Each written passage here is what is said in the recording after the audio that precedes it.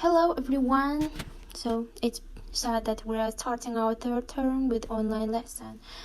But I wish you all good luck. So I believe that you will actively learn our subject, and so let's start our new lesson, new unit. So students, firstly pay your attention to the video. Ever have a friend suggest a movie to go see, but you responded, "I'm not in the mood for that"? What did you mean? Was it a scary movie and you were in the mood to laugh? Was it a sad movie but you wanted some action? If so, then you already know about genres. A genre is a broad term that translates from the French to mean kind or type. In entertainment, this can translate to horror, romance, science fiction, etc. In general, these types differ for all sorts of reasons, from the actions in their plots to the feelings they elicit from the audience. However, in literature, there are some more defined genres.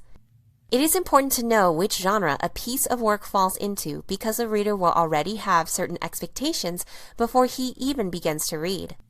Genre, in broad terms, refers to any works that share certain characteristics.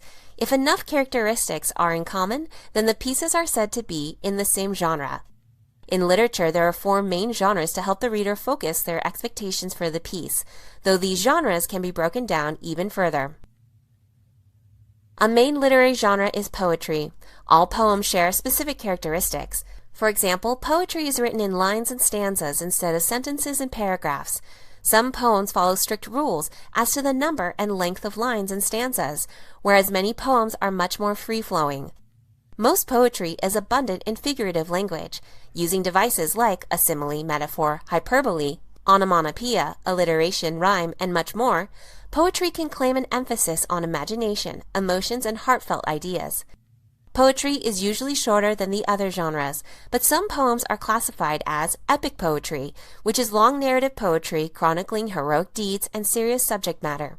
For example, John Milton's epic poem Paradise Lost focuses on Satan's fall from grace and his falling pursuit of revenge. Poetry, however, is not the only genre that can utilize figurative language. Similarly, fiction, which is any work written in prose that is not real, can also use elaborate figurative language. However, fiction is much more structured than poetry. It must be written in sentences and paragraphs, with all the proper punctuation and grammar, which makes it prose. Usually, fiction is broken up into chapters as well. Since it is based on the imagination, the subject matter in fiction works can be nearly anything. Fiction can take place in the present day, the future, or the past. It can incorporate the most fantastical ideas or follow in everyday life. Some examples of works of fiction are legends, folk tales, fairy tales, short stories, and any novels. For example, the popular Hunger Games and Divergent trilogies are fiction, which occurs in a post-apocalyptic future. A third broad literary genre is non-fiction. If fiction is fake, then non-fiction is the opposite. It comes from real life. Works of non-fiction are all based in real-world experiences. When you read the newspaper, you are reading non-fiction. Other examples include journals, diaries, biographies, autobiographies, and essays. So we have learned about types of book genres, and I believe that you will remember and understand it. In this unit, we will talk about types of literature and understand text about the benefits of reading, and talk about past events and memories. Understand how to write a story, talk about future events, and write the description of a book. And we'll talk about and learn about famous Kazakh writer in writers, American writers, or famous writers.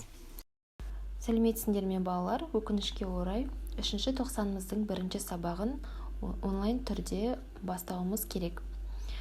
Видеоны көргендеріңдей, бүгінгі сабағымыздың тақырыбы литературалық жанрлар. Бұл бөлімде тек қана литературалық жанрларды ғана біліп қоймай, түрлерін түсініп, тексттарды бөліп, және де оларды мазмұндама айтып үйренеміз. Өткен шақта болған оқиғалар туралы талдап, және де өзіміздің жеке историямызды жазуға үйренеміз. Қазақстанның немесе шет елдің өзімізге ұнайтын жазушылар туралы, олардың тарихын, жазбаларын, туындыларын талдап оқимыз. Тақырыбымызды толықтай түсіну үшін алдағы келесі жаттығуларды орындайық. Task number 1. Make a list of all genres of books you know.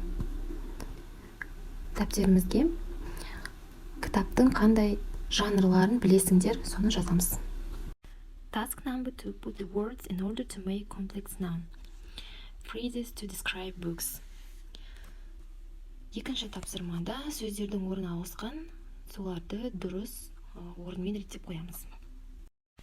In the third task, firstly you should read the literary extracts between A and E, then match them with the description in exercise number 2.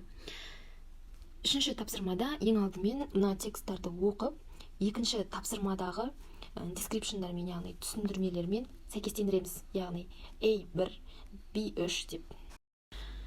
Your last task, match the adjectives with their opposites. Соңғы тапсырмамыз сын есімдерді олардың қарама қайшы сөздерін табамыз, яғни антоним сөздерді тауып сәйкестендіреміз. I hope this exercise help you improve reading vocabulary and understanding types of genres. Please send me your works in my personality, and if you don't understand today's a new saying, you may call me or write me. So bye bye. See you next time in our online lesson. Егер де бүгінгі тапсырмалар тақырып бойынша сұрақтарың болатын болса, түсінбеген жерлерің болатын болса, маған жазып хабарлассаңдар болады. Тапсырмаларды менің жекеме жібереміз.